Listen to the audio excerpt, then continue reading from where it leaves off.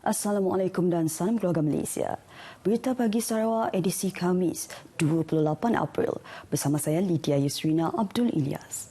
Kita mulakan berita dengan perkembangan ini. Kerjasama dalam sektor tenaga boleh diperbaharui, tenaga hijau dan ekonomi hidrogen merupakan antara isu yang dibincangkan oleh Premier Sarawak, Datuk Patinggi Tan Sri Abang Johari Tun Oping dengan Menteri Tenaga Buruh dan Menteri Perdagangan dan Industri Kedua Singapura, Tan See Lee. Pertemuan empat mata itu diadakan selepas Datuk Patinggi Tan Sri Abang Johari menyampaikan ucap pertama sebagai panel jemputan dalam dialog endowment S. Rajaratnam di Singapura kemarin. Premier Sarawak turut memaklumkan mengenai pendekatan berani Kerajaan Gabungan Parti Sarawak GPS bagi mentransformasi ekonomi negeri ini menerusi ekonomi digital, ekonomi hidrogen, ekonomi hijau dan perbankan alternatif iaitu Bank Pembangunan Sarawak (DBOS) selain Autonomous Rapid Transit ART.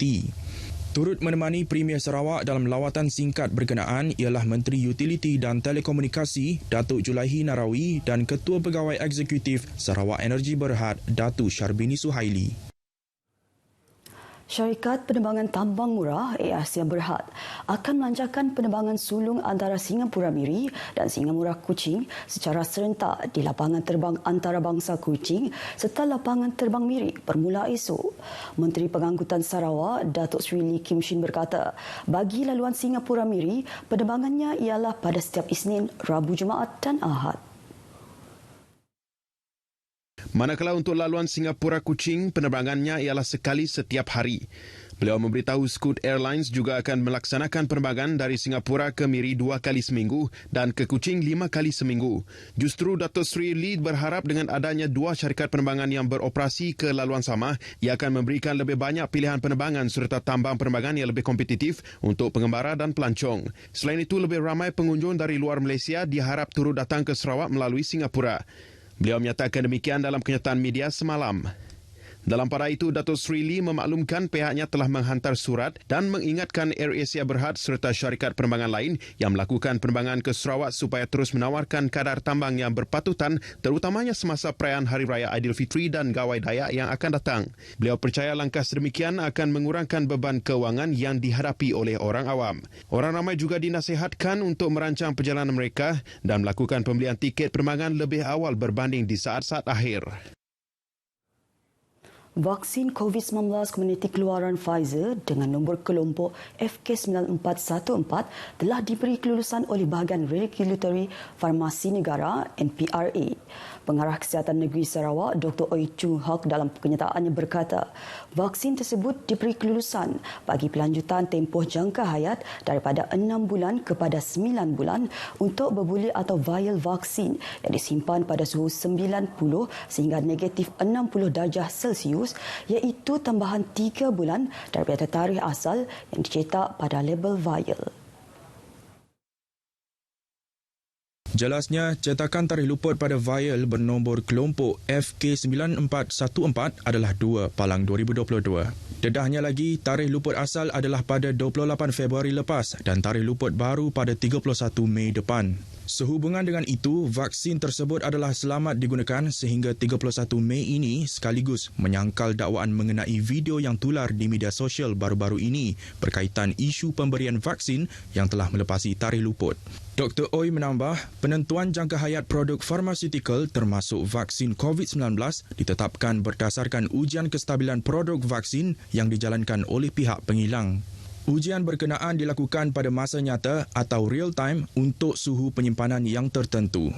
Jabatan Kesihatan Negeri Sarawak sentiasa komited dalam memastikan vaksin COVID-19 adalah berkualiti, selamat dan berkesan serta tidak berkompromi dari segi keselamatan vaksin yang diberikan kepada orang ramai. Pemantauan berterusan termasuk aspek penyimpanan serta tarikh luput vaksin juga sentiasa dilakukan. Orang awam boleh melayari laman sesawang NPRA di www.npra.gov.my berhubung informasi nombor kelompok yang terlibat jika meragui keselamatan vaksin yang diterima. Operasi khas pagar laut oleh Agensi Penguatkuasaan Maritim Malaysia APMM Sarawak pada musim perayaan berjaya mencegah kegiatan jenayah rentas sempadan. Pengarahnya Laksmana Pertama Maritim Zin Azman Mat Yunus berkata, operasi yang bermula pada 19 April hingga 17 Mei ini merangkumi 6 operasi di perairan Sarawak melibatkan sejumlah 30 aset bagi menguatkuasakan undang-undang. Hasil daripada operasi tersebut sebanyak 2,011 buah kapal diperiksa dengan 28 ditahan kerana melanggar Akta Maritim setakat ini. APMM akan terus membuat rondaan meskipun pada musim perayaan dengan sejumlah 70% tenaga kerja dikekalkan.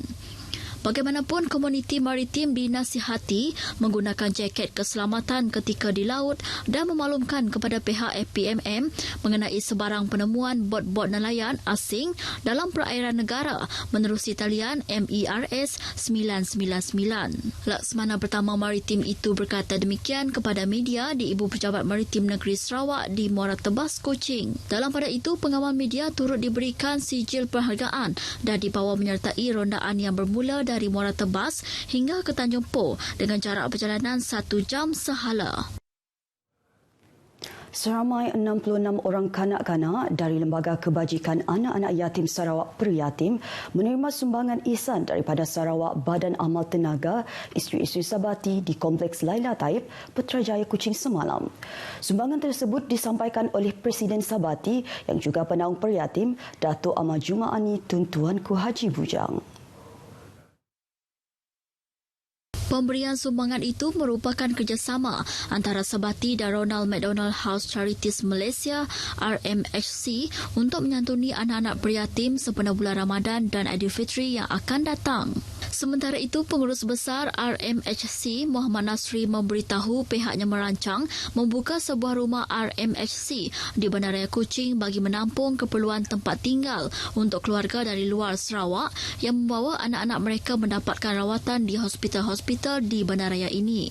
Ujarnya ia susulan rumah RMHC di Kota Kinabalu, Sabah kini dalam proses pengubahsuaian dan dijangka beroperasi pada awal tahun depan.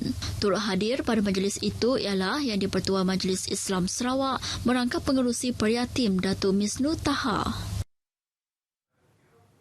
Jawatan Kuasa Masjid dan Surau perlu memastikan akaun bank mereka sentiasa aktif. Timbalan Menteri Belia Sukan dan Pembangunan Usahawan Sarawak, Datuk Ripin Lamat berkata, ini bagi memudahkan proses penyaluran dana oleh pihak tertentu. Pihak jawatankuasa sentiasa pastikan akaun ini aktif, sebab masalahnya nanti apabila kita ada dana untuk disalurkan, kita tidak dapat bank in ke akaun mereka. Jadi sebab akaun itu telah tidak aktif.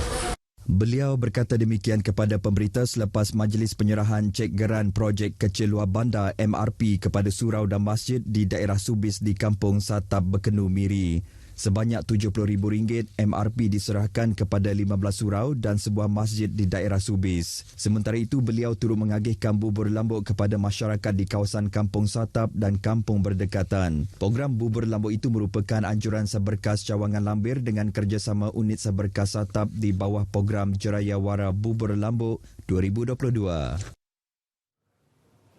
Kongres Kesatuan Pekerja-Pekerja dalam Perkhidmatan Awam QPEX Sarawak mengingatkan orang ramai terutama pejabat awam yang akan balik ke kampung halaman untuk menyambut perayaan Hari Raya Aidilfitri supaya sentiasa berhati-hati sepanjang perjalanan mereka. Pengurusinya Omar Bahrin Yunin berkata sikap waspada dan mengamalkan pemanduan selamat serta sentiasa mengikut peraturan lalu lintas dan jalan raya untuk memastikan setiap individu sampai ke destinasi dalam keadaan selamat sekaligus mengelak perkara tidak diingini berlaku. Beliau dalam pada itu turut menasihatkan penjawat awam agar menguruskan perbelanjaan dengan cara berhemah supaya tidak mendatangkan masalah kewangan selepas perayaan nanti. Tambahnya lagi, berbelanjalah mengikut keperluan dan elak pembaziran. Dalam pada itu, Omar juga menzahirkan penghargaannya kepada Kerajaan Persekutuan kerana telah memberi bantuan kewangan RM500 kepada semua penjawat awam yang membolehkan mereka membuat persiapan perayaan Hari Raya tahun ini. Seterusnya ke perkembangan COVID-19. Sarawak masih merekodkan 3 angka kes baru COVID-19 semalam iaitu 104 kes. Jawatan Kuasa Pengurusan Bencana Negeri JPBN Sarawak dalam perkataan media harian memaklumkan kesemua kes baru tersebut merupakan kategori 1 dan 2. Ini menjadikan jumlah kumulatif kes COVID-19 meningkat kepada 305,083 kes di seluruh Sarawak. Kesemua kes baru semalam dilaporkan di 19 buah daerah dengan Kuching merekodkan kes tertinggi iaitu 28, diikuti Bintulu 20 dan 13 kes di daerah Sibu. Tiada kes kematian atau kluster baharu yang dilaporkan semalam. Dalam kenyataan media yang sama, Polis Diraja Malaysia turut mengeluarkan 5 kompaun di Kuching terhadap individu yang gagal mendaftar masuk ke dalam premis melalui aplikasi MySejahtera. Di Sibu, 2 buah rumah jenis kayu musnah dalam kebakaran di Kampung Nangka pagi semalam. Menurut Ketua Zon 4 Jabatan Bomba dan Penyelamat Sarawak, Jangan Muling, kebakaran itu dilaporkan berlaku pada pukul 10.52 pagi.